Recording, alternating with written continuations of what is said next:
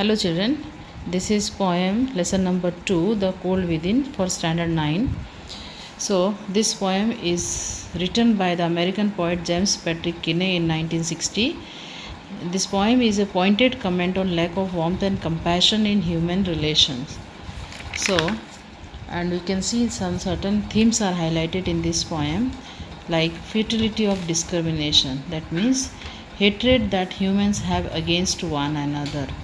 And the second thing is, it is highlighted that the human relation lack the warmth. So lack of warmth and compassion for each other is not seen in this six people in this story. So let's move on to the next part, that is it is actually a narrative poem that tells us a story of six people who are by chance they are trapped in the extremely cold weather. Next, poetic devices that you are going to study from your workbook. So let's see one by one. Rhyming scheme is A, B, C, B. There are 8 stanzas, and each stanza four lines, and the rhyming scheme is A, B, C, B. Alliteration is there, close repetition of consonant sound, for example bleak, bitter, BB sound. Then personification is there, then that means what? It is a figure of speech in which inanimate objects or the abstract ideas are endowed with qualities of human being. So human beings qualities are given to the inanimate object. For example, death is personified in this poem. Next, one important part of this chapter is oxymoron is used. It's a poetic device, a figure of speech in which two contradictory opposite words are used together in the form of phrase.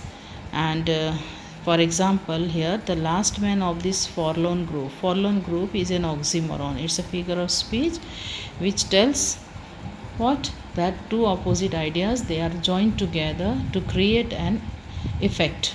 So for example, forlorn group, lonely group, like this we have so many examples of oxymoron, like cruel kindness, living death, open secret, foolish wisdom. Like this, so many are there. So let's move on to the explanation of the each stanza.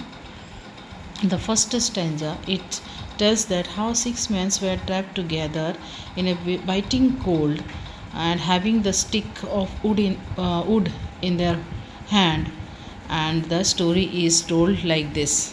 The second stanza, it talks about a man who is holding the log in his hand, but he is prejudiced when he notices that one of the faces around the fire is black. He therefore holds his log back. So next stanza talks about a man who finds that one of the other does not belong to the same church, that means same community. So this fact stops him from using his stick in the fire. Then fourth stanza talks about the poor man. Tattered clothes means the clothes which are torn and all. So it represents the poor man. So he is sitting in the tattered clothes to protect himself from the freezing cold. He gives his coat a hitch, but he does not use his log to prevent the rich man sitting there from getting warm. So this is that talked about. Now next is talking about the rich man. The rich man, on the other hand, thinks of the wealth he has in store and how to keep it safe from the poor man. He's saying that poor men, they are lazy and shiftless. That means they lack the enthusiasm and energy. So here we come to the end of this part. Next part, I'll explain the rest stanza.